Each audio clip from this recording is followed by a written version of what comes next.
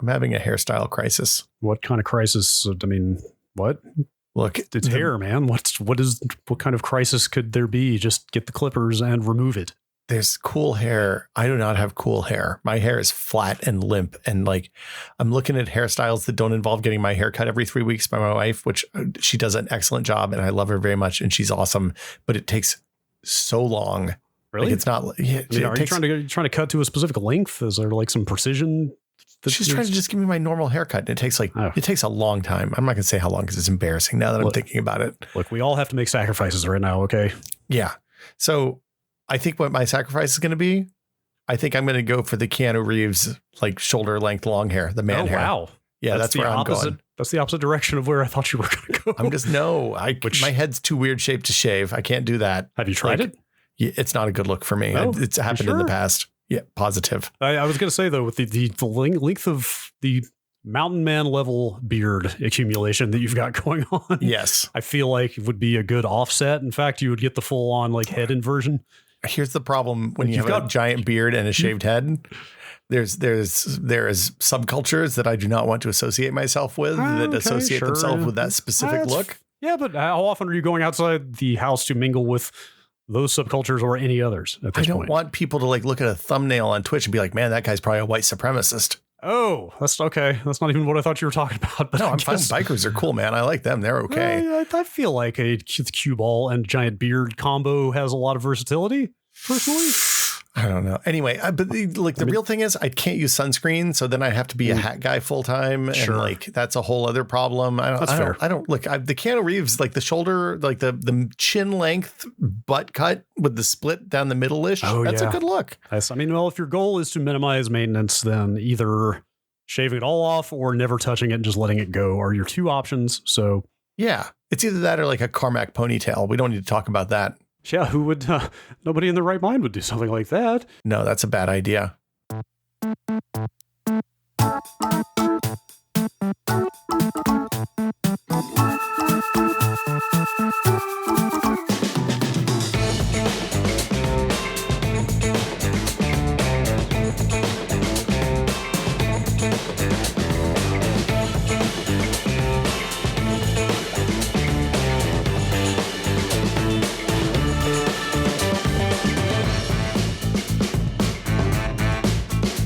Welcome to Brad and Will Made a Tech Pod. I'm Will. I'm Brad. I have emails, but you have stars? What's up with are you in space? What? Oh, behind me. I can put emails behind me. You want emails? No. Keep the space, please. Hold on. Can you, turn. Do you know what this picture is? This is a famous picture. Hold still. Turn your head. No, hold still. Hold right there. Okay. It's what is it? Control. I'm sorry. No, it's a window key shift. Can we just take a screenshot in OBS? Nope, too late. Got it. Snagged it. The snipping tool. It's full of stars. The Windows 10 snipping tool to the rescue. You know what this is? This is a famous picture. Don't tell me. If you were to move your chair and head, would I be able to tell? Is the focus of the picture right in the middle behind where you're sitting? Okay, I thought it might be the finger's creation, but it's not that. It's not the Horsehead Nebula. No. Those are probably the only two cosmological photos I know by name. This is the Hubble 25th anniversary deep field. Oh, is that the deep field? Yeah, this is a deep field. So this is like, wait, how many deep fields have they done? They do them all the time. They do them. I mean, they don't do them all the time because it takes a lot of exposures over a long period of time. Like months, right? But yeah, the point is they aimed at what was an empty patch of space. Yeah. And then took a bunch of exposures over a period of months and then composite them all together. And this is what empty space looks like. Right. If you gather light from that patch of empty space for, let's say, 3 months constantly. Yeah. Or like 3 months. Yeah. I like the deep fields. The deep fields are my favorite pictures. I may not have seen this particular deep field. Maybe it's the first one they did that is so famous. The first one is the famous one. Yeah. But that one is incredibly revealing if you are into quantifying the vastness of the cosmos. Yeah. When you actually look at the numbers of what you're looking at, it's like, hey, each one of these dots is a galaxy. And that is hundreds of millions of light years away from us. Right. But so it's just like, hey, these points of lights are not stars. These are galaxies. Each one of these points represents billions of stars. The thing I like about this one is that the blue stars are moving toward us and the red stars are moving away from us. Yes. You can see the redshift and the blue shift. That's the Doppler effect. Yes, right? exactly. Little Doppler redshift there. I'm about to, we're not even getting into emails at this rate. I'm about to type into Google how many galaxies are there in the universe because, 2 million. Little Doppler Redshift is my rap name. By the way, let me type that into yet another tab here so I can remember the episode title. So this has been, you tell me, I mean, I don't know how much you keep up with cosmology, but hasn't this been revised upwards pretty dramatically, the number of galaxies thought to exist in the known or in the observable universe? I thought that for a long time they thought the number was like 100 billion, and now they are saying 2 trillion. This is the scale. So I keep track of space at certain scales, like solar system scale, totally down on, like regional neighborhood scale, pretty good at. Like I know what's up with Betelgeuse right now. We got a couple 100,000 years before that thing blows, but we're in the window now. Solar system, pretty limited data set. Galaxy, sparse, relatively easy to keep track of. Yeah. Get much beyond that. I have not been keeping track beyond the galaxy scale. Okay. But I do know, you're not for a while we thought it was infinite. You're static. You're not into your friendly neighborhood local cluster? Look, I did read the Katie Mack book about the end of the universe, which was intense and good. Yeah, oh my God, I didn't know that existed. I should probably also read that. You should read it. It just came out earlier this year. It's very good. We should try to get her or another cosmologist on the show. Whoever would tolerate us for whoever would tolerate my inane questions for 45 nonsense. Minutes. I'm sure we can find somebody who would be into our nonsense. There's honestly no topic that I get more gooey about. But I mean, what about hagfish? I mean, like a figurative sense, like okay, an emotional goo. You're not okay. Never mind. I was gonna reference the. Whoa. No, never mind. Let's just move on. Okay. Move on. Emails. Right. Sure. A lot of galaxies out there. Brad, what's that email address? Do you remember? techpod@content.town. Nice job. That's techpod@content.town. I have a secret. I've never not remembered the email address. It's just a badly executed bit. On every podcast, you have to have somebody who plays dumb and asks questions and somebody who has the answers to the questions. Yeah. And turns out, little peek behind the production curtain. Sometimes it's easier to be dumb rather than to play dumb. It's true. So sometimes you actually want somebody to show up not having done the reading. That was always my process on Tested, was to be the person who never had no, I always did the reading. Actually, yeah. I know. I wish I could say I was cool and didn't do the reading, but I like doing the reading. Somebody's got to know the facts. Yeah, it's good. It turns out. Anyway, this week we've both done the reading on these emails. So. Yes. There are a passel of emails here that have cues that, or maybe just statements that need to be turned into A's. Sure. Yeah. So it's a spate of good questions here. Yeah. That I'm going to begin reading here with this one from Alice in Los Angeles. She's writing in about a conversation she had with someone back in 2005. They were trying to convince me they could spend $3,000 on a PC that would be, quote, good enough for the rest of their life. Bear in mind, again, this is 2005. Ancient times. Yes. Do you think this is true? I've always balked at the idea, but recently I've been wondering what would be the breaking point. The Core 2 Duos around that time were 3 gigahertz, but also it feels like the baseline requirements for browsers and day-to-day stuff only gets higher as time goes on. Additional caveats, they were a Linux nerd and mostly played open source games, so I don't think gaming would be a hard requirement. I've tried to use a laptop from 2011 in the last year, and it felt extremely slow. But what if those are just my expectations changing from SSDs and the like?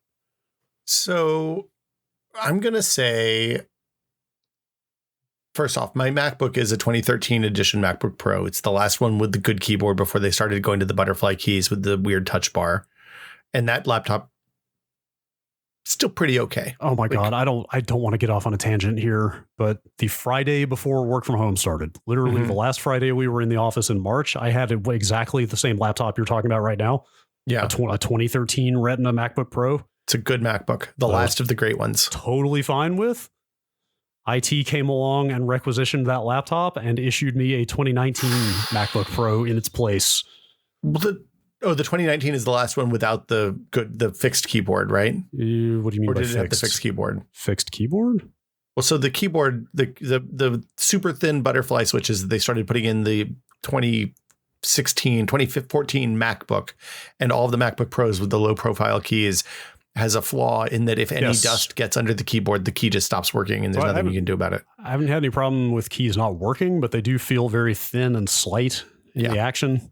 So I don't know if that's the same mechanism or not, but that's the bad mechanism, but they fixed it at some point. Okay. I wouldn't say it feels great to type on, but also I hate that touch bar. The touch bar is useless. Yeah. Having Touch ID on the laptop seems like it would be nice. That's nice. I will admit that's nice to not have to log in with a password. If they had just put a physical escape key, I could live with the rest of the touch bar, but Anyway, I'm sorry. I don't mean to derail Alice's question here, but I mean, the question basically is, I feel like maybe we should take this more in a current day context rather than a 2005 context, because even if it's possible now, it was too early then to expect to build a PC that would last you forever. Well, but are we going to get to that point? So here's the thing. 3 gigahertz then and 3 gigahertz now are very different amounts of math happening inside a processor. Like we talked about this a little bit last week and we didn't get into it, but we should have. Like your older CPU and my newer CPU, even though they're running at the same clock speed, are doing dramatically different amounts of math each clock cycle. Like that's the benefit of what we get, is that we're doing more math at lower power and the same clock rate with newer hardware these days. So, I mean, my mom had a desktop computer that was from that era in 2005. The hard drive conked out and she had to buy a new computer. I was like, literally go buy any laptop that you can find and it's going to be faster than what you have. And when she got it, she's like, I had no idea Windows could actually be this fast. Partly because the amount of memory you get now, RAM you get now, is dramatically higher and that makes you feel faster. And partly because, as Alice said, SSDs now are a massive, massive performance increase in terms of like load time and stuff like that for your apps. My hunch is we're in that same boat now with future hardware, right? So if we're talking about buying a laptop, buying a computer today, a computer from 2005, the physical hard drive is going to have broken. Your fans are going to be gunked up and noisy at best and probably not working as well as they should. Like, there's a reason we replace computers every 5 or 10 years, and it is that this stuff does not last that long. And memory starts going. The memory in my streaming PC just conked out last week, and I had to replace it. Yeah. And it's just because like the stress of running at high temperatures with a lot of electrons running through it eventually causes the electrons to bleed through the transistor channels and stop working as well. CPUs will die after enough time, right? Yeah. It's just I think it tends to be a good bit longer than most people are likely to actually use them, right? Well, they don't have moving parts, right? So there's no like friction wearing down bearings, causing the bearings to fail, and no lubricant to fail, stuff like that inside the actual the semiconductors. But yeah, they do still fail. And yeah, so I would say like in I think a decade is a long time for anything with moving parts or that runs at high temperatures or high clock speeds or whatever to continue working. Sure. And once you get past that threshold, you're going to assume that things are going to start to fail. And when you have parts that are that old, it's probably more like if your RAM dies in a 15-year-old computer at this point, it's probably cheaper to buy a new computer than to replace that RAM. Totally. With new. I mean, you can probably find used relatively inexpensively, but even like 2005, you could even be looking at like Rambus. Probably not in 2005, but 2003, you'd be looking at Rambus. And sure. God only knows where you get Rambus in 2020. I mean, I'm sure it costs a fortune because it's only like some poor schmuck who has a mission critical server that runs Itanium or something. Then they need that for those ancient pieces of hardware because they need that to keep running. Was DDR3 available back then, or were we still on probably DDR2? DDR2 still at that point? Yeah, that would be my guess. Or even like a socket compatible motherboard. If your old motherboard dies, can be damn near impossible to find depending on how old it is. Yeah, when my last desktop machine conked out, it was a DDR3 machine. Getting triple channel memory that was the right configuration and speed and all that was just, it was going to cost a ridiculous amount of money. And it made much more sense to invest in a current platform where the hardware is readily accessible than to continue fixing the old thing. Sure. I'd kind of like to approach this question or reframe this question in a more abstract way, though. Yeah. Like setting aside just the mechanical, like practical concerns of things physically breaking down over time. Do you think we're going to get to a point where, let's say, like, what are the common pieces of software that everybody has to use? Like an operating system, a web browser, Is there anything else? Like those are the two common denominators, right? I think so. I can't think of anything else that like you are basically required to use on a computer, right? Maybe some sort of messaging app like Slack or WhatsApp or something like that. I mean, but a lot of that stuff is browser based at this point. I mean, it's kind of like your parents' software lineup, right? It's like the things that the most casual, like light computer user is going to need. Yeah. Are we going to get to the point where like, the Windows 10 requirements, the Chrome requirements, whatever, are just going to stabilize and not continue? I think that happened 10, 15 years ago. Right. Like that's kind of what I'm getting at, like, could you, let's say you buy like a nice computer now, could that last, let's say, if it doesn't break down in a ideal world where the hardware holds up, could you use it for the next 20 years? So just doing those basic things. I think the increasing RAM requirements are going to be the thing that gets you always, like phones, on desktops, on laptops, whatever. Right. Because if you think about it, like when I went to a 32 gig machine on this i9 9900 machine a year and a half ago, 2 years ago, it felt kind of extravagant. And now we're starting to see some games that actually will use more than 16 gigs of memory if you give them the option. Yeah, I think Flight Simulator is one of those. Flight Sim is one of them. I feel like one of the Call of Duties is one of them. Like it's shocking, but it's happening now. So to be fair, games are kind of an edge case there, though. I mean, I think so, but I mean, that's fair. Yeah, absolutely. Like if you're just using basic OS stuff, like there's no reason that those requirements have to keep going up, right? Like I mean, there isn't a reason that they have to keep going up, but like if you keep upgrading your OS and keep upgrading your software with OS upgrades, like you don't really have a choice whether you upgrade Firefox now or Chrome now. It just updates automatically in the background. So I feel like maybe we are on an eternal upgrade cycle. It's not like you can run your 2005 era version of Linux and be safe on the internet in 2020.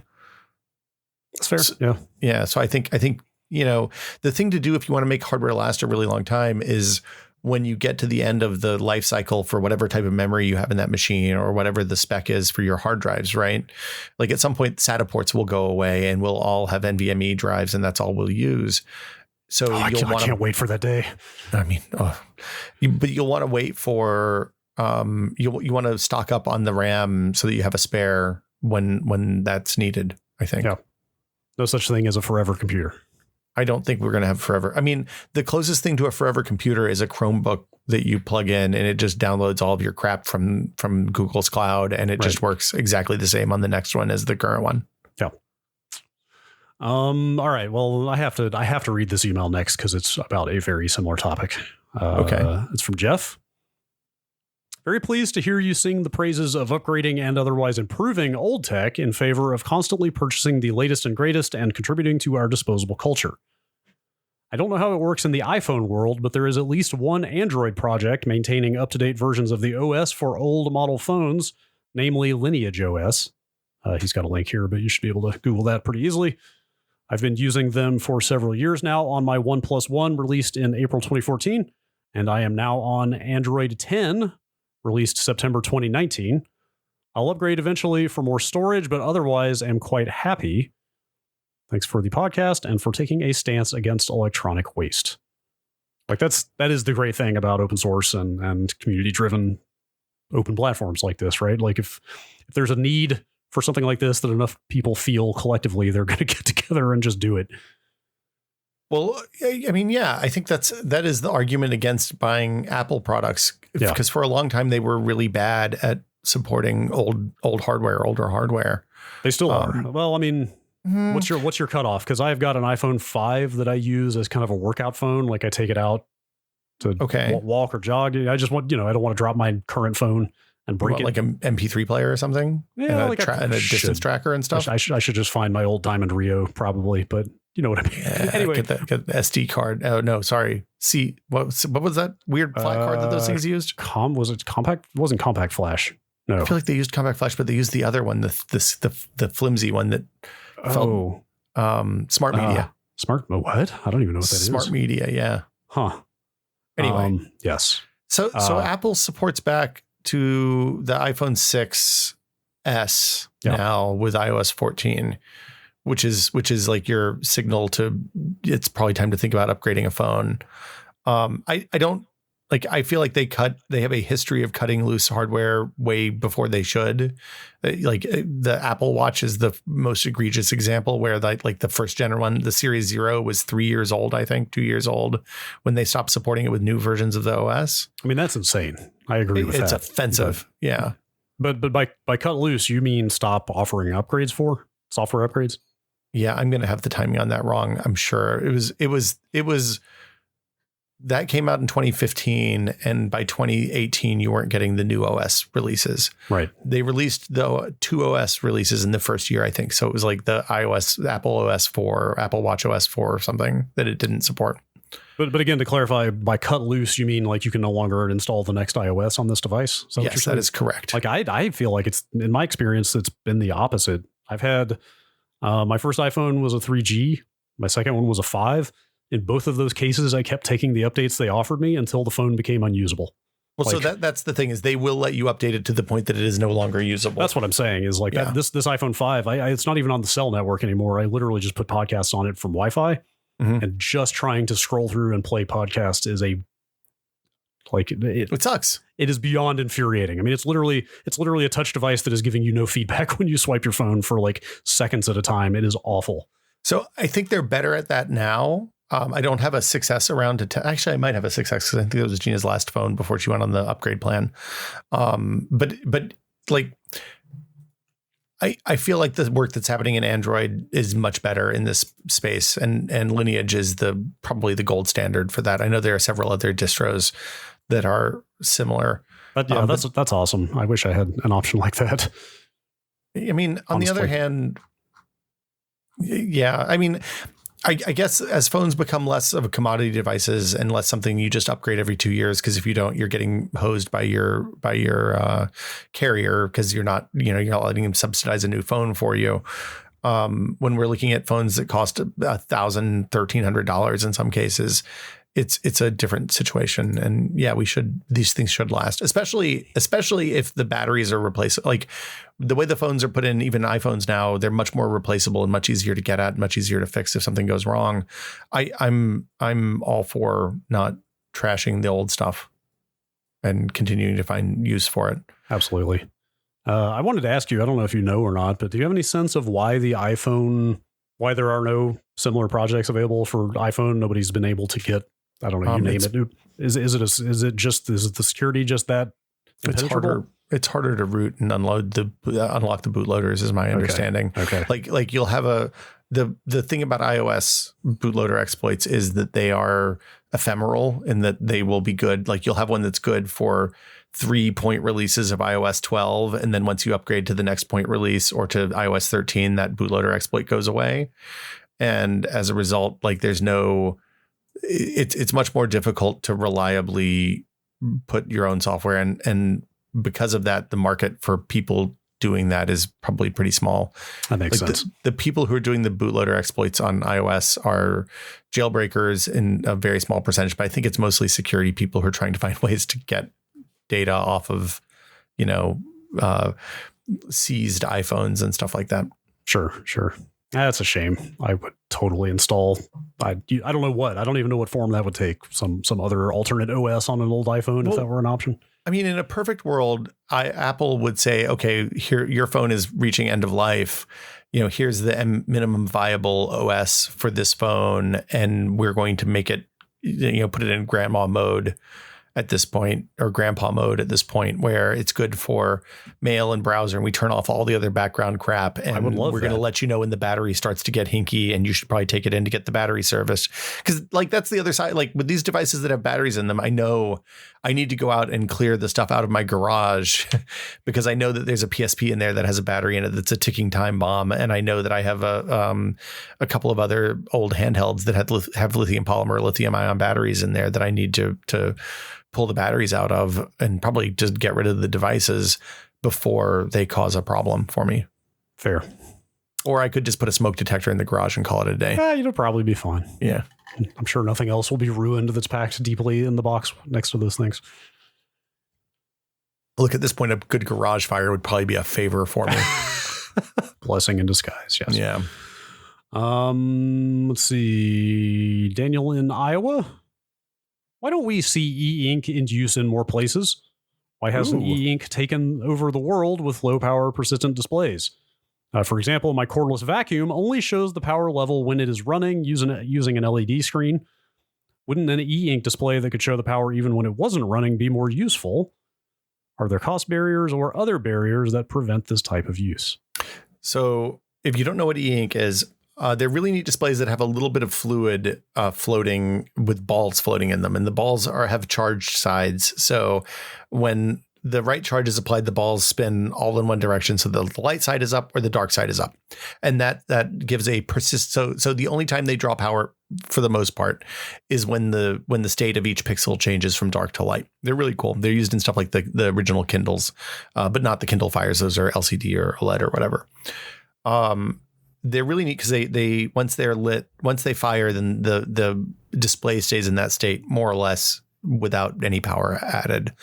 The reason I think you don't show them and you don't see them popping up in consumer electronics more often is that they're inexpensive.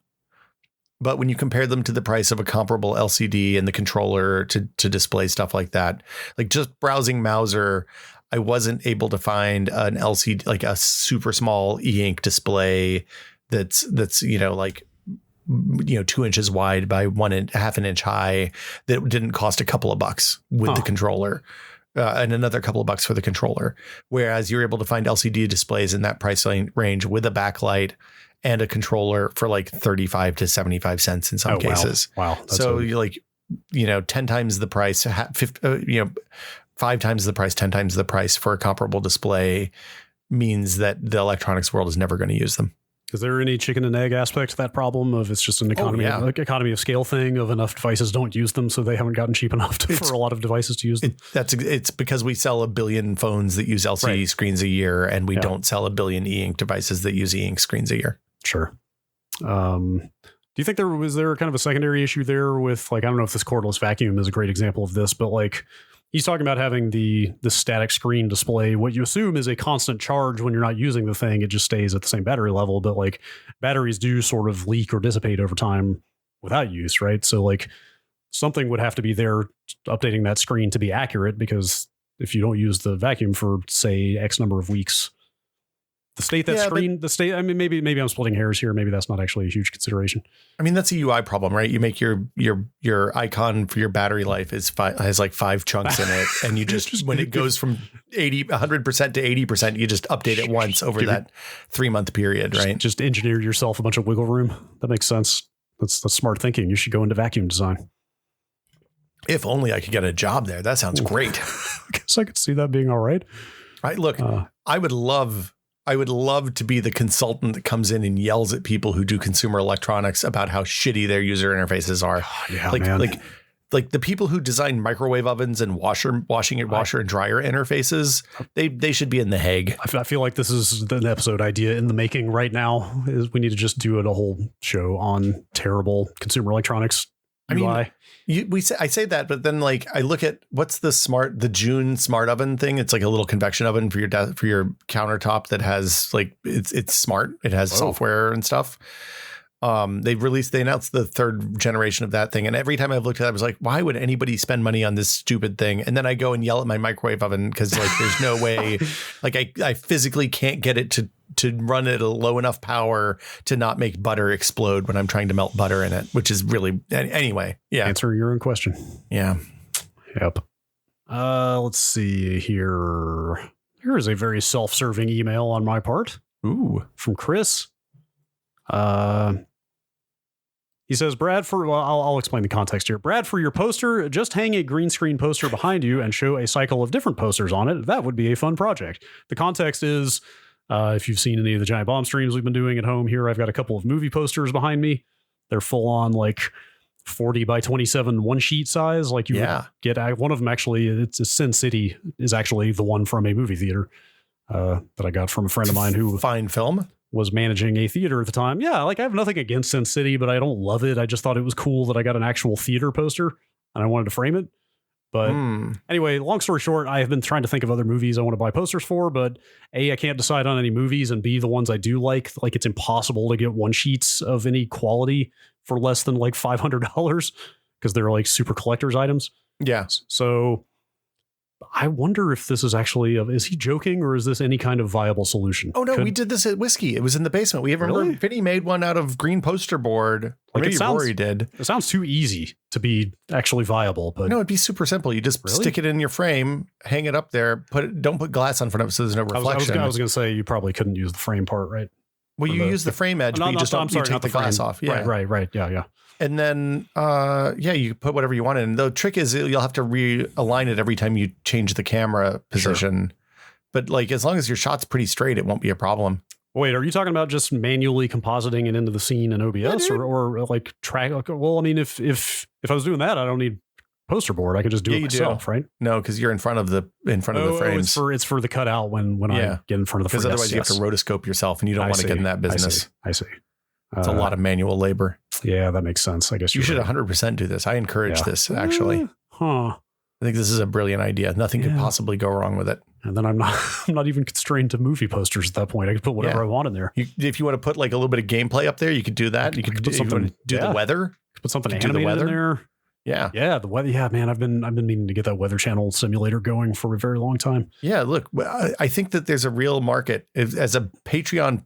Look, as a TechPod Premium, if you did a daily weather report at the $10 or $15 tier, I bet people would sign up for that. Local Brad on the 8s. Yeah, Brad traffic and weather on the 9s. I think if I had green screens in those frames, I don't know if this actually exists. Surely somebody's digitized this at this point. The very subtly animating paintings, portraits from the Disneyland haunted house.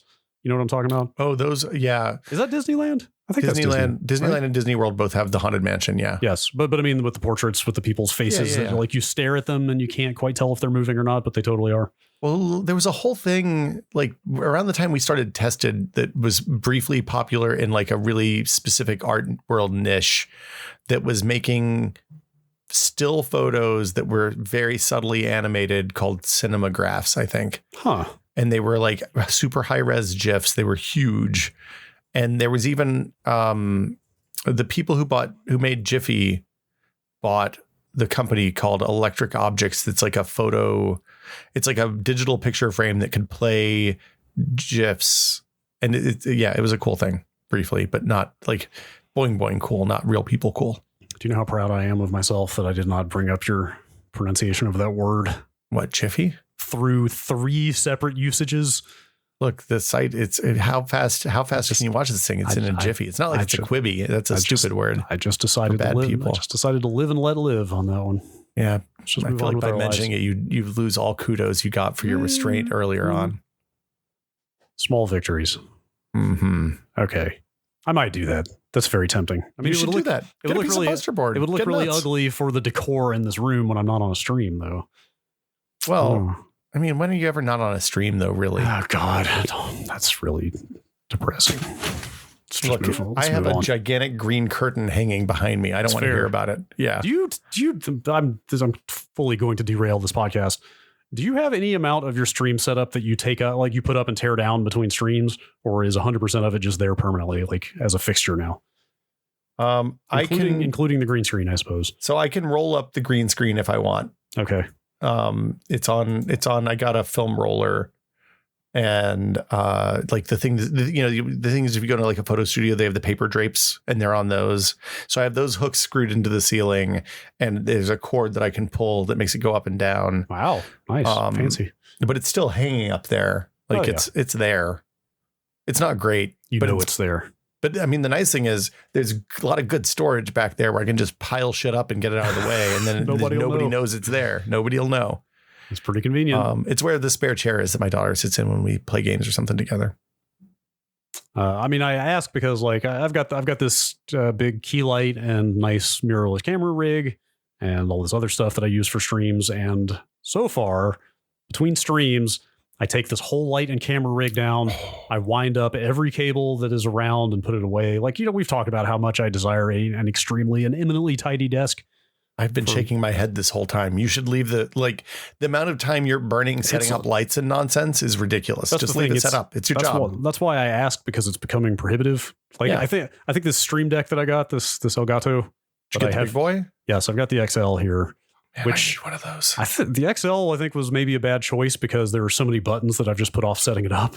I literally looked at the application and I was like, this is so many buttons. I have no idea what I'm going to put on all these. And then I just start with one row. I have not bothered to do any setup on that thing for the month that I've had it because I don't know. Oh, it's really handy. I know it is, but look, like, if you want a smaller one, I can hook you up. I'll trade you straight out the gate. Okay. No problem. Take that into consideration. Yeah. But anyway, I asked because I think that Stream Deck might be one device too many for me to want to set up and run cables and plug stuff in and blah, blah, blah. If you're breaking lights every time, that's insane. Well, it's not that bad. It's on a stand. It's on a portable, like a weighted stand. Oh, so it's not like bolted to the desk. It's not one of those stands. No, God, no. That would be insane. Okay. But it's on a free moving stand that I could just set in the corner of the room and I'm not using it. And the camera is attached to the light. So but I still have to wind cables and run stuff all over the place. No, dude, don't do that. Just leave it up. Oh, like man. Look, imagine, think about this. What if you're playing a game? What if you're playing, Spelunky 2 and like something amazing happens? You're like, shit, I got to stream this right now. This is so good. I don't want people to miss it. Right. Think about the time you'd have, like, if it's all set up, you just turn on the stream PC, hit the button and boom, you're gone. You're up there. You're ready to go. Just living out our whole lives on the internet. Yeah. At this point. Yeah. Well, there's a whole other conversation to have about the wisdom of that. But assuming we're too late to have that conversation, what with it being 2020 and you having done this for 20 years now, you should just move on and answer the next question, I think. Okay. It's probably rather read more emails than question my life decisions. Let's see here. Question from CJ. My wife and I just had our first kid. Congratulations. So we're taking a lot of photos. We started congratulations. Totally. We started a Google photo album that we share between us for adding all our photos of our daughter. You guys always talk about backing up all your files multiple times. So I was wondering if there is a simple way to automatically download these files from our shared Google photo album to my computer's hard drive. You tell me if you disagree, but I feel like if you've got your stuff on Google, you're probably fine. Of all the commercial services for you to host files on, like, I don't know. I feel like if something so catastrophic happens that you cannot get your photos from Google, we have got way bigger concerns than archiving photos at that point. So you tell me. I'm of two minds here, because one is that, yes, if anybody's going to not fuck this up, probably it's Google. On the other hand, Google kills products with reckless abandon all the time. Fair. Yes, that's fair. I assume that because Google Photos is tied to OneDrive and there's money attached to it and all that stuff, like, they're not going to kill it without some sort of a heads up and time to back up your stuff. The other thing about Google is it's pretty easy to use Google Takeout to grab just the photos from your Google Photos library. If you so desire, you'll hit a button, you'll tell it what you want to get. It'll bundle that all up into a bunch of zip files, and then it'll give you like 10 terabytes of shit to download a day or two from then. So I don't know. I back up my photos separately before they go up to Google rather than after. But I guarantee you there are photos on Google Photos that are not backed up anywhere else. And I feel like I'm probably okay with that. Like the number of things that they would, I trust Google more than most other companies to not make a mistake that would cause loss of data on their end. And realistically, if they did something, I probably would never know, because there's just so much stuff up there. Like we went from taking like 1,500 photos a year to 12,000 for the first 5 years that our daughter was born. That's a lot of photos. It's just like going through and making the photo albums of those first few years was a multi-week process by both of us, and like spending an hour or two a night at it. And it was horrific. I was going to say, that's like, I'm just fuzzy math in my head. Isn't this like 30 plus photos a day or something? Oh, but I mean, there's burst photos and all sorts of like, sure. Yeah. If you're just hitting, if you're planning to like take 12 photos per instance and only keep one of them, or like pick the best one, I guess that's different.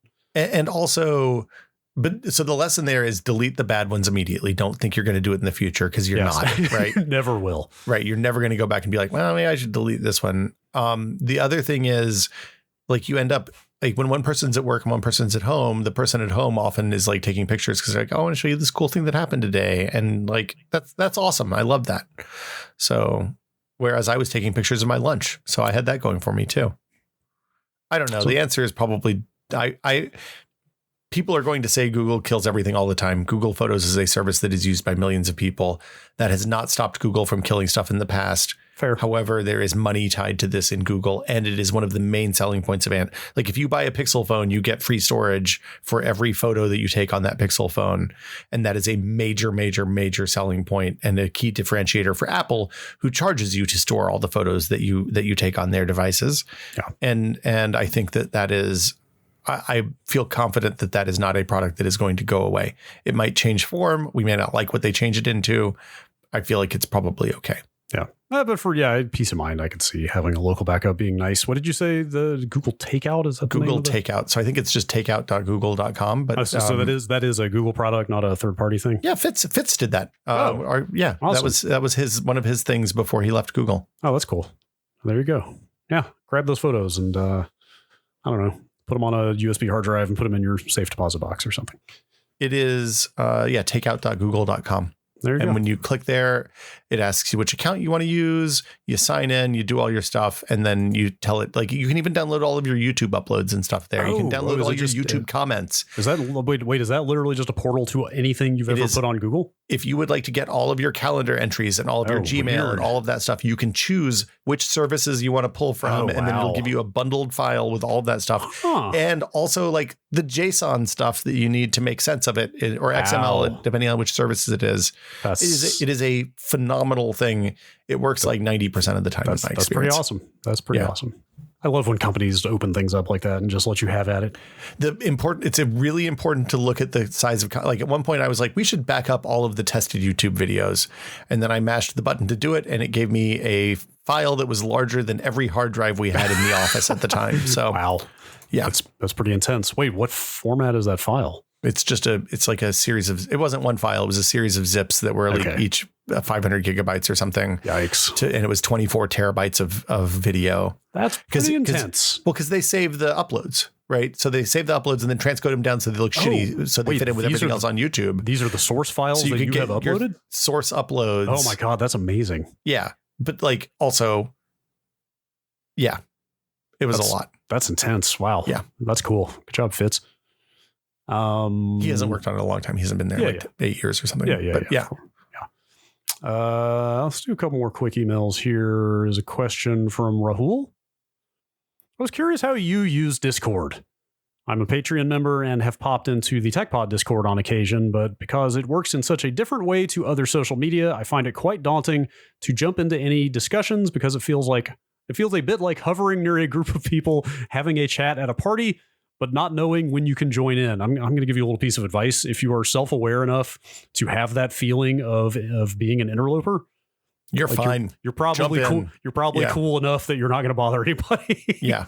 Get in there. If you feel like you have something to share, have a question to answer, go for it. Like quite literally, that is a good litmus test of if you were concerned enough about other people's feelings and level of comfort to think about things in those terms, then you're probably fine. But I'll finish reading the email here. Perhaps your experience is different, especially because you have more of a history of using discussion boards, but I'm interested to know how you use Discord in this context. I totally get what he's saying. Like, I don't join a lot of big public Discords. Like I usually like not in any. Yeah. I joined the OBS one when I needed some specific OBS help. And like, I got on the classic gaming one when I needed some Mr. help, but like, it's kind of pretty, targeted usage of servers like that. But like, I get it, like it can be a little intimidating when you've got a big crew of regulars and you don't want to just like butt in. Well, but I mean, so here's the thing. I hope that what we've built with the TechPod Discord specifically, like I use different Discords in different ways. I definitely have ones that I dip into for tech support help on specific products that are like when I had a problem with Hades frame rate, I posted in the Supergiant Discord, and one of the folks that works at Supergiant responded, was like, hey, send me your DX diag. And then he was like, change these two settings and stuff will be fine. I was like, okay. And it worked. Fantastic. That is a beautiful tech support experience. A+ interaction. Yes. If I didn't already love that game, I would love it even more after that. The other one is that like I'm in a lot of community Discords for like Twitch channels that I subscribe to or follow or whatever. And those are much more like I want to dip in and see what people are talking. Like if I want to dip in and see what people are talking about like a new game coming out, or like if there's a podcast I like, then I know that like the Spelunky show, like, which is now I think called Eggplant, is going to have like all the hot roguelike information about the games that I should be like keep kind of maybe not playing right now, but keeping my eye on, stuff like that. I on something like the TechPod Discord or my Twitch Discord, or I assume the Giant Bomb Discords are like this, but I don't know. Like I kind of dip into the things, like I graze. I definitely don't try to read everything that's in there, because even on the TechPod Discord, which is like 1,200 or 1,300 members, it's way too much to read everything that happens in every channel, even if that was my full-time job. But like I dip into the PC one when I have something new or interesting that I'm curious about there. I dip into the Hades one, the game section, when I want to talk about Hades and see what builds people are using, stuff like that. Yeah. And I just kind of dip in and dip out. I don't know if your experience is different on that. It depends on how invested I am in being part of the community. But like this actually reminds me of going all the way back to like IRC in the 90s. Yeah. Like the best advice I could give if you want to actually really become like a part of a community is just lurk for a while. Like just hang out and listen and watch. Like that's what I would even do on IRC channels where I was new, Like that's kind of what I did when I started posting on Shack News 20 years ago. I was literally going to mention Shack News as being, or excuse me, the Quakeholio when I started. Yes, of course. Yeah, like that's the best way to become. That's the best way to go from being an outsider to a regular, is just to hang out and lurk and see what everybody's mannerisms are and what the kind of modes of interaction are, I guess, for lack of a better term. You know what I mean? Just kind of hang out and get the vibe of the place, and then just like once you feel comfortable, and you will feel comfortable just by having absorbed enough of kind of what the tone of the place is to begin with. I mean, and the thing is, even in the TechPod Discord, where we have like we have literal rocket scientists, right? Yes.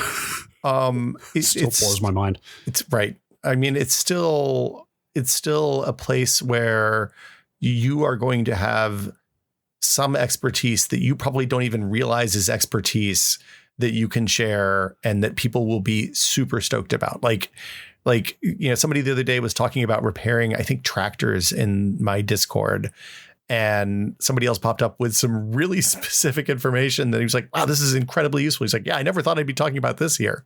But like, we all know something that's amazing and useful and good. This is the lesson of Tested, is that if you sit down and start talking to somebody who cares so deeply about something that they're willing to spend their time and or money on it, right? Like, they're going to have information that is worth sharing and worth spreading and worth appreciating. And whenever we sat down and talked to somebody, there was some high school kid who had done a project on like maglev, building a scale model maglev train, or a person who made a electric skateboard from scratch. Like everybody's interesting. That's totally. The TLDR. Yeah, that's kind of how. Whoa. Careful, microphone arm. That's kind of how I've always felt about communities. They're really passionate about like deep subjects like this, especially technical ones. Like there are two ways you can bring value to a community like that. You can offer your own knowledge, or you can give someone else an opportunity to offer their knowledge. You know what I mean? Yeah. Like you can Absolutely. Either bring something new to it yourself, or, people wouldn't be there unless they were very passionate about subjects that they love talking about. So if you don't have something you want to offer yourself, but you want to give them a chance to offer you something, you know what I mean? Like, well, it's equally gratifying to either learn something or to teach somebody something. Yeah, exactly. And like, we all have weird things that we know way more about than we should, right? Like even if you think you know nothing about nothing, I feel like that's the thing that people like. I was talking to a friend the other day who's helping with fundraising on some stuff for their kids' school. And they were like, it turns out I've been doing this for like 6 years because I have 2 kids, and I've been doing this since the first one was in first grade. And as a result, I have a lot of endemic knowledge about how to do fundraising stuff. And I never, ever in a million years would have thought it would be useful. But when they joined a community full of people that are like trying to learn how to do fundraising stuff because they suddenly have kids that are in that age range, then they were able to give a lot of valid and really useful information and share a lot of insight that it usually is gained the hard way. So just jump in. Yeah, jump in there. Like, we have an inclusive community. Don't be rude. Totally. Yeah. That's the only rule, is don't be a jerk to other people, and try not to be a mansplainer. Like, don't come in and start explaining how car stuff works, because probably there's somebody who, if you don't really know, because there's somebody there who probably designs cars. Anyway. Yes. Yeah. But we have really, honestly, from what I've seen, haven't really had any issues of that nature. It's been the most gentlest of feedback has helped solve any of the problems that we've had, which is always a good sign. We don't have mods. We've never had moderators on that Discord, which I feel like is pretty telling. I could argue that maybe we would be well served by adding some people to help wrangle content and like perk the good stuff up to the top, but that's a different conversation. Yeah, sure. All right. Last email real quick from Eric. What would be the ramifications of just deleting numlock from every keyboard right now? I mean, I use numlock. I bind my mute soft key to numlock, so when it's lit, my Discord is muted, and when it's not, my Discord isn't. That is the true use of numlock, is that it's just a dummy key for whatever else you want to assign to it at this point. You know what? That's not true, because I'm on a 10 key list. I use scroll lock for that, not numlock. I see. Yeah. Scrolls. On this Apple keyboard, numlock is actually labeled clear and does not have a light on it. What? And yet there are plenty of Windows applications that might need you to use the number pad. And how do you lock your nums? That's what I'm saying. It still works as numlock. It's just called clear and doesn't actually tell you if it's locked or not. If the nums are locked, there's no way of knowing. The light using scroll lock for the mute is like, before I got the Stream Deck and have a physical button for it, it was real good, because I would hit that and I would know I was clear. Yeah. I should probably get another keyboard. I've got that amazing mechanical. It's time, man. I've got that amazing mechanical keyboard that Twinkle Twinkie sent me from the Discord. But there's a whole channel about those keyboards. I'm so attached. That one is a 10 keyless, I believe, is the level that one's at, right? That is a 10 keyless, the one that they sent. Maybe it might be a 60%. Does it have F1 keys? Yes, it does have function keys. Yeah, so it's a 10 keyless probably. Okay. I don't know. You hate things that are awesome. I'm so married to the numeric keypad. Well, I need 104 keys, man. Look, Brad, for about $10, you can get a USB numpad. Yeah, but then that's one more pull out when you need it. That's one more cord across my desk, and you know how I feel about that. Well, then get a Bluetooth one for $20. You know what I did though? I bought one of the new Logitech MX518s. Ooh, Best Buy had them for $20. The mouse, the second, it's like the respin of the old mouse. Hell yeah, man! It's the best mouse ever made. Wow. Did you ever have an MX? Yeah, man. I used to, when that came out, I was reviewing mice still. It's a good mouse. It's fine. The MX518 is the last mouse I had before. Is this true? I was going to say, I think I put Teflon tape on the bottom of that one, but maybe that's not true. Maybe it did have Teflon. It had Teflon feet. Did it? It would have. Yeah. It has. It has the little discs that had small pads. The pads were smaller than you might like. Okay, maybe it was the IntelliMouse I had before that I put the Teflon tape on. The IntelliMouse, you definitely had to replace the tape yourself. Okay. Anyway, MX518 is the best mouse ever made. And I'm going to go pick it up from Best Buy soon. Wow. Because it was $20. I really like my Logitech G Pro. Yeah, I mean, I'm sure there are better mice, but it was $20. $20 is the right price. Is it a laser sensor now, or is it an optical? Yeah, no, it's updated. It's modern hardware. So they're whatever their modern internals are. It's real comfy for a palm grip person. Yes, that's me, I think. I've switched to a claw as I've gotten older, it turns out. Midway between a claw and a modified grip. Something like that. A hybrid grip. Brad, I've got one more thing. One more thing? What is this, an Apple keynote? There's nothing under your chair, if that's what you're asking. I have been testing for the last couple of weeks one of NVIDIA's new 360 hertz G-Sync displays with reflex latency analyzer. That's too many hertz. It's a lot of hertz. That's a lot of times per second. Look, I'm going to go ahead and tell you, I'm not going to say it made me better at games, but I'm pretty sure it's made me better at games. Like, I don't have any data. The games feel good and I'm real fast now. Like, I feel like I'm about 10 years younger and I got instincts. I got the eye of the tiger. I got the thrill of the fight. I killed a professional streamer in PUBG the other day. Wait, how did you play a professional streamer in PUBG? Look, there's not that many people playing PUBG anymore. So when you get in there, that they show up in your games. And you're like, oh, that's a famous name. I know that person. Wait, is PUBG dying? Brad, I got bad news for you. Is this a bad question to ask? When was the last time you played PUBG? About 2 years ago. Yep. So same for everyone else. Oh, They had a cheater problem, and then they had some. Look, that's a whole different topic for another day. okay. There's still a lot of people playing PUBG, but there's like 5 or 6 games going at any given moment, not like 30 games going at any given moment anymore. Maybe if my monitor was able to refresh 360 times a second, I would play more PUBG. Okay. So first off, PUBG is not a great game for the 360 because it's like even with a 3080 and a pretty good CPU and fast RAM and all that business, I peak out at like 240, 250 frames a second. But moving from a 60 hertz monitor to a 360 hertz monitor, I will tell you that right out of the gate, flick shots, headshots, seeing stuff in windows when you're driving by at 100 miles an hour. Peak advantage gets trimmed way down. Peakers. Do you know about Peaker's advantage? Vaguely, like intuitively from the name, yes, but I'm not quite sure I understand I don't understand it on a mechanical level why it happens exactly. Okay. So the basic idea is if you're like playing Valorant or CS:GO, something that's really, really fast, runs at a ridiculous frame rate, and you stick your head around the corner, so you are to cover a corner, right? You're the peaker. Correct. No. At that point, you are the person that is defending. You're the peaky. You're the person who is being peeked. The person at the other end of that hallway who sticks their head around the corner has an advantage in that your computer will not draw them until the packet that says, hey, this person's peeking around the corner travels to the server, comes down to you, and then your computer has to still render that stuff through the CPU pipeline, through the GPU pipeline, and through the frame buffer and out to the monitor. Is this an artifact of client-side prediction?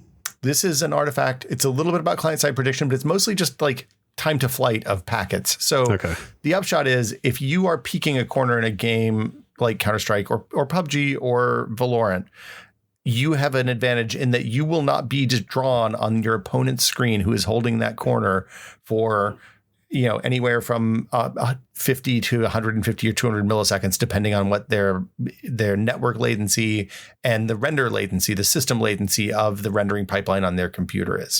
Triple digit latency sounds like plenty of window for somebody to straight up headshot you before you even have a chance to see them. That is so.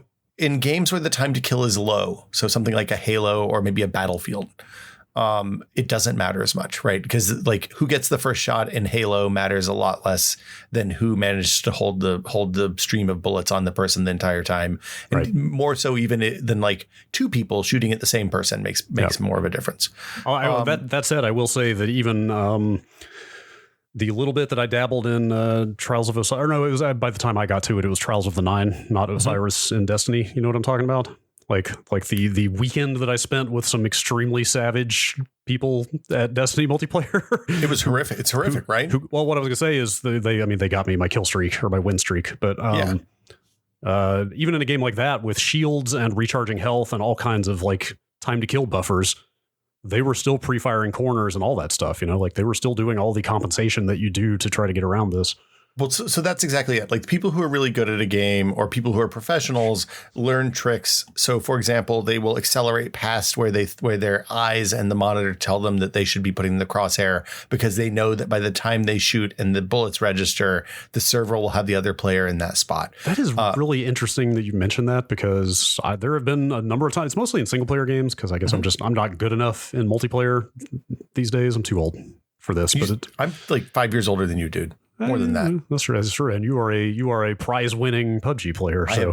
I have won money playing video games as an adult. What I was going to say is like, I never consciously realize I'm going to do it until after the fact, but there are definitely times where I feel like I will whip the mouse past where I think the person is and shoot in front of them. And obviously that's leading them, which is pretty standard, but like, I feel like there might be a gut level reaction that sort of helps you compensate for this stuff, even when you don't think about it. Well, so when NVIDIA rolled this stuff out and we were in the pre-briefs for the Reflex stuff specifically, which we'll get to in a sec, they explicitly said the difference between pros and normal people is that normal people react to what's on the screen and the pros train themselves to react to what they know that's happening. And part of that is simple stuff like pre-firing corners and things like that. But a lot of it is just, you gain an innate sense when you play thousands and thousands and thousands of the hours of the same game as to what you need to do. And what NVIDIA posited, I don't know if I buy it yet, is that having a higher refresh rate display helps cut down some of that disadvantage for more normal players or people who play. Maybe they're not normal. Maybe they're not your 9 to 5. I'm going to play like 4 hours of games a week guy. But there's somebody who devotes themselves to Fortnite or PUBG or Valorant or Call of Duty or something like that. And that's the main game that they play. So I've been testing the 360 hertz stuff. I don't have a ton of experience with lower refresh rate monitors that aren't 60 hertz monitors, but huge performance increase going from 60 hertz to anything faster than 60 hertz is what I would describe so far. The latency testing, the system latency testing stuff, and the reflex API bits are interesting too, but I think less interesting to normal people and more interesting maybe to us. Reflex is an API that NVIDIA rolled out that basically moves the kind of G-Sync, anti-judder, and anti-frame rate, like micro stutter compensation stuff a little bit further back in the pipeline for games that support it. So if you have a game that's really, really, really GPU bound, where the CPU is hardly doing any work, it can feed more information than the GPU pipeline really knows how to handle, if that makes sense. Yeah. So that things can end up rendering all at once or really fast. So it's basically, it times things out so that the GPU is getting the most accurate information for each time it has to render a new frame. And the upshot there is that you don't see as many micro stutters when you're running at like 360 frames a second in CSGO. Well, CSGO is not a good example because it doesn't actually support it, but in Fortnite, in Valorant, in COD, and I think in Overwatch. I'm not sure about Overwatch. No, it's just Warzone. It's Call of Duty Warzone, Call of Duty Modern Warfare, Valorant, and Fortnite right now. Okay. And I believe this goes back to what is the 900 series? The Maxwell cards? Is that Maxwell? This stuff works on a lot of older cards. Yes. At least Pascal, the 1080, the 10 series. They recommended some testing on a 1660. Okay. So that you could make the game's GPU bound a little bit easier. And it seems like the reflex, the reflex support in engine is only like the games have to actually actively support it. Right. So, and that's separate. That's totally separate from like your fancy high refresh monitor and also like plugging a mouse straight into that monitor and all that stuff, right? That seems to be the case. I'm not 100% on that when I think about it. It's something I didn't ask if the reflex stuff is hardware specific. So I'll check that and maybe post on Twitter when we post the podcast. What I mean is, like, I think that you get some benefit from the software reflex implementation. Absolutely. Even if you don't have the fancy hardware, is what I'm saying. If you have a G-Sync monitor and a supported video card, you will see benefit, and you're running games. It's probably more likely that you're not running games in GPU bound configurations rather than like this really benefits when there's a deep render queue, when there's a lot of information queued up in the pipeline, in the graphics pipeline. Than it does in like the way you would play the game. Like realistically, in order for me to get Fortnite GPU bound on a 3080, I had to turn on like ray tracing and a bunch of nonsense that I would probably never turn on if I was a competitive Fortnite player, if that makes sense. Yeah. So this is a little bit more of a this is something that professional people who play professionally and at a really high level are probably going to use, I think, more than normal people, unless I mean, I do know that some people are much more sensitive to the micro stutter stuff than we do. So there you go. Sure. And then the other part of this thing that I think is super neat, because we tried to test this 13 years ago at Maximum PC and couldn't figure out how to do it on the budget that we had available, is that they've added a system latency tester to the monitor. So you can actually, and I apologize for the wood chipper that's going in. That one of my neighbors is cutting down a tree, but there's like a low grumble that I'll try to edit out, but I don't know if it's going to happen. Slice of life, man. People enjoy it sometimes. Yeah, we're not recording in the studio right now. So anyway, when your neighbor fires up his boat, sometimes people think it's a fun little detail, a little window into Will Smith's life, and not so much in a recording annoyance. Yeah, no, I did manage to filter that. Anyway, the average system latency tester lets you break down the CPU part of the pipeline, the GPU part of the pipeline, and then also now the mouse click to CPU part of the pipeline. So you can see how much latency your mouse adds, how much latency your CPU part of the pipeline adds, and how much latency the GPU part of the pipeline adds. And you can tell overall how much latency there is between the time you click and the time the shot registers on the screen, which is, I think, super cool. That's pretty wild. Yeah. Oh, wait, does the monitor read that stuff out, or is that on? Are you getting that through software in Windows, or like how does that stuff work? Well, so the way it works is you plug the mouse into the monitor. Okay, and that's the situation where there's like the specific reflex USB port that you have to use. There's a red USB port on the Asus monitor that I'm using. Yes. And you plug the mouse into there, you tape off the bottom of the mouse when you're doing benchmarks so that you don't actually accidentally move the mouse and jack up the frame timing for the scene once you pick the spot that you're gonna test in. And then you shoot and you put a box using the HUD, like the on-screen display on the monitor, on the place where the muzzle flash displays. That's wild. So it's literally looking for like frame changes to calculate. Yeah, it's looking for pixels to go from dark to bright. So you need to find a dark spot in the scene, and you put that up there, and then it pops up in GeForce Experience. You can put that up, the little performance HUD up, and it will show you exactly how long it takes between the time the mouse is clicked and the muzzle flash happens. So do they recommend specific games that have like instantaneous muzzle flashes? Because I'm sure there are some games where the firing animation takes longer to really ramp up, like more frames to truly ramp up than others. So I wonder what is the fastest gun in the West as far as like first person shooters are concerned? Well, so Fortnite had shockingly good latency compared to the other games I tested. I was seeing like 18 frames a second with reflex on. 18 milliseconds, 18 to 19 milliseconds. The average was like 18.6 with reflex on, and with reflex off, I was seeing 22 to 23 with an average of like 22.4. Okay. Milliseconds. So like it's like a six millisecond swing basically, which isn't huge, but I did notice a significant reduction in microstutter when I was actually playing the game, which is I think the big win here. The Call of Duty numbers were closer. Like I didn't see as big a drop. Also, Call of Duty was running at a much lower frame rate than Fortnite was in the situation, like with ray tracing on and all the stuff I needed to do to get the game GPU bound on the hardware in the system. Was that last year's game or the beta for the new one? This is Modern Warfare, and I was testing that actually in the Battle Royale training mode, where you go to the quarry and there's a tower. There's a specific spot. They listed several spots that were good to test stuff in each of the games. Fortnite was happening in creative mode, so there was less stuff on screen. It was just those little small areas that they start you out in, not the larger kind of, main island with tilted towers and all that business.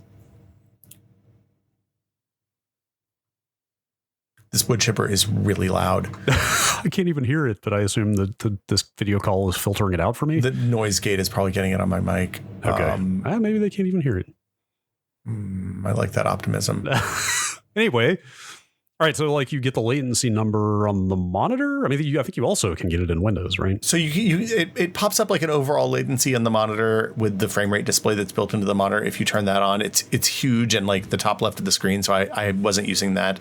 There's a special version of GeForce Experience that was pre-release for our testing purposes that you bring up the performance overlay and set it to the latency one, and it breaks down everything. With like PC latency, CPU latency, GPU latency, mouse latency, and then they bundle all of that together as system latency. Now, there's a couple of gotchas. One of them is that only certain mice work. So there's like a list of, I think, 6 mice, including the Logitech G Pro, the Asus Chakram, are these Chakram Core. Are these existing mice, not mice that have been rolled out for this feature? These are mice that were commonly used in the esports world. Oh, interesting. Do you think that's something where they are having to add support for those mice in software or something like that? My guess is that they worked with the mouse manufacturers to add whatever it is that they need. Okay. What I'm getting at though is it's not like you need a specific mouse with, the way that G-Sync monitors need G-Sync hardware in them. It's not a situation where the mouse needs specific hardware in it or something like that. I don't believe so. Okay. I assume that is not the case. I assume that they're doing something on the driver level so that GeForce Experience can tap into the mouse to see my guess is that they're looking at pipeline numbers and then the total click registered by the monitor and going forward from there. And they're subtracting the CPU and GPU latency from the total latency reported by the monitor, and that's how they get the mouse latency. So I was able to. The G Pro is a wireless mouse. I was able to test it wired and wireless. I tested this Chakram Core mouse from ASUS. The Chakram Core was consistently half a millisecond. The Logitech mouse was like 2.6 milliseconds wireless and like 1.6 wired. I don't think the 1 millisecond is enough for me to wire up the cordless mouse. Probably not. But it's like, is that to be clear, is that the mouse to CPU latency specifically? That is the time between when the mouse registers the click and the system the game starts acting on it. Yeah. Okay. The interesting thing about all this is that we tried to do something similar to measure click to photon latency on a system in like 2007 at Maximum PC. And we got to the point that we were looking at renting, 10,000 frame per second high speed cameras. And that's when we stopped because those were too expensive to rent on the magazine's budget at the time. So I love how there's something just delightfully mechanical about the way you have to measure this stuff. Typically you feel like, oh, there must be some sort of programmatic way to just profile this performance and pull these numbers out of the ether. But like you're sitting here talking about pointing a camera at a monitor and putting a piece of tape over a sensor on the mouse. You know what I mean? This is so fast that you have to like get back into the physical realm to actually to measure it, Well, I mean, realistically, the way you would measure this if you weren't doing if it wasn't built into the monitor and with support for the mice is you would get a really high speed camera pointed at a screen, have it lit bright enough that you could actually see the mouse button move on the high speed, and then you'd have to measure when the actuation point is on that button press, and then you'd count frames and you'd multiply that by the frame rate of the camera and get the number of milliseconds it took on the screen, and it's incredibly fiddly. It takes a long time, and like realistically, it takes a couple hundred iterations to do it to get a reliable number here, because I saw a pretty good variance on the frame results in most of the games that I tested. So interesting. Yeah, it's if you plug in so there's a couple things to note. If you plug in a mouse that's not on the supported list, then you get then basically they have common mice in a database, and they'll just give you the number that they've recorded, which I think is probably fair. Because once the mouse part was not the part that varied. The CPU and the GPU parts were the parts that varied more than anything else.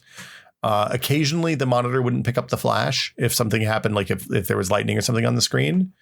But yeah, that's pretty much it. And the mice that are supported out of the box are Logitech G Pro, the Asus Republic of Gamers Chakram Core, the Razer Death Adder V2 Pro, and the SteelSeries Rival 3. Logitech will be I have a special BIOS firmware for the mouse that is not going to be available at launch, but it'll be supported later on this year, is my understanding. Okay. All right. I have one real actual question here. Okay. Which is, once you have that big fat number. Yeah.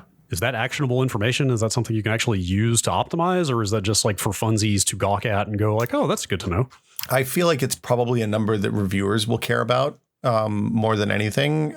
Although I will say I had a problem with the driver install on my computer, and it told me that something was wrong.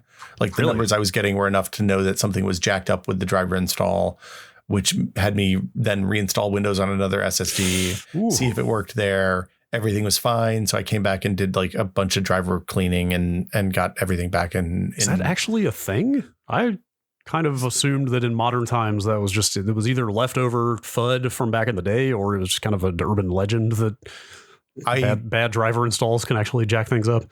I don't know. I didn't troubleshoot to see what was actually happening, but my performance was 2.5 times less than it was supposed to be than it is now. That's pretty significant. Yeah, it was something. My guess is that when I installed the 3080 on top of the 2080 drivers, something got jacked up during that driver reinstall, since I was putting the same version of the driver on top of the same version of the driver and didn't do a clean install. So the lesson here is probably do a clean install when you update your video card of the driver. But anyway, it's all good now. And then the last thing is that these are coming out by the end of the year. I think as early as next month is when they're going to start shipping. But I don't think we have official prices yet. Okay. NVIDIA didn't. I'm waiting on a couple of words from a couple of the vendors to see anything, but I haven't heard back yet. And we have run out of time. So the one thing I will say is that these monitors are listed on some e-tailers at $700, I think, for a 1080p 360 hertz monitor, which is like it is a one of a kind device. Yeah. My understanding is that the latency stuff is just part of the core G-Sync hardware. It won't be rolling back into old monitors, but it will be it's up to the manufacturer. All the manufacturer has to do is put the special USB port in, which is and I was told an extremely low cost change. So I'm hopeful that this will be a standard feature in G-Sync monitors going forward. I started to say that makes that definitely an enthusiast item, but I think actually it's more of a professional / like competitive level item. Well, so yeah, I think I think there's two different things here. One is the 360 hertz. One is the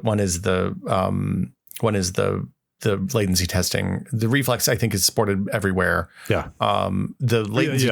I'm sorry. Go ahead. No, I was going to say the latency testing. I think like I would have spent $1,000 to be able to do that when I was testing video cards and mice regularly. The 360 hertz is for people who are incredibly serious about a very small subset of games that actually run at that speed. Yeah, that's what I meant is the refresh at that level is the one that's like pretty niche use case. Like the latency stuff obviously has much broader applications. Like what games does Dota run at 360 frames a second? Well, I don't know if there's there may be like arbitrary engine limitations there, but if not, like it is definitely a very fast performer if that's what you mean. Like it's one of those games that you know what really fucking screams on a good graphic card? StarCraft 2? Quake 3. Oh, man. Just pull down the console, punch in com_show FPS 1. Yeah. You're off to the races. I bet you could. I mean, you could get more than 360 frames a second in Quake 3 like 10 years ago. Maybe we should throw it all away, Brad, and just be Quake 3 pros. We should play some Quake 3. Well, it's Quake Live now, but you know. I want to go back to the real stuff. I don't want any of this bouncy physics. I don't want any of the, I agree. I want the real business. Like I imagine that Quake Live is actually a better product in every way, but in the magical, optimistic, idealized future where I set up those Quake servers, it'll be a Quake 3 server. So, because that's what I grew up with. The thing I'll say is I was kind of a skeptic on the high refresh rate stuff for a long time until I started doing more VR work, and I've held off mainly because the 1440 is hard for streamers because it's not a streaming friendly resolution to scale down to 1080. And I had a 4K panel that was running at 60 hertz that scaled down to 1080 beautifully because you just run every pixel 4 times. Integer scaling, yeah.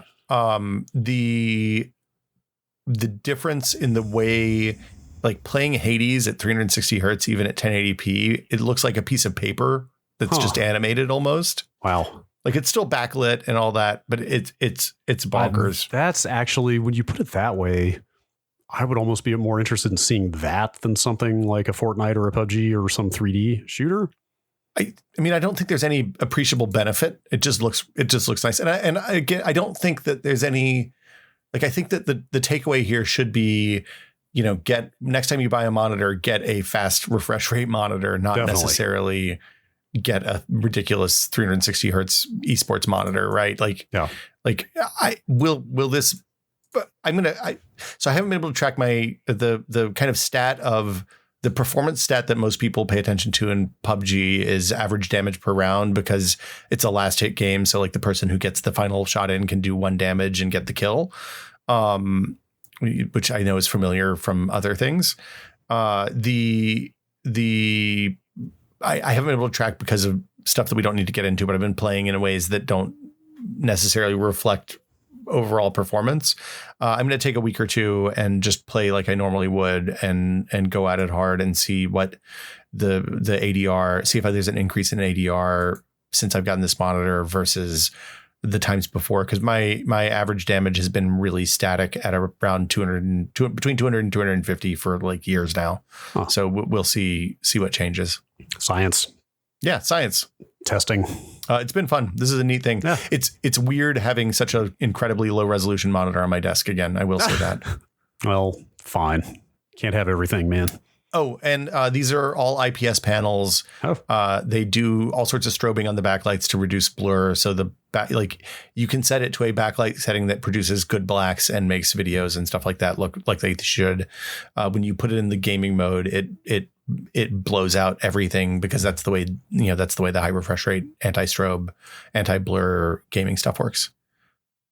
Yeah. So it looks good with video and all the things you'd want. It also has HDR, but when you turn on HDR support, the high refresh rate stuff gets changed. So it's a little fiddly. No. I think that's just a necessity of the bandwidth on the HDMI port, though. We're in the future.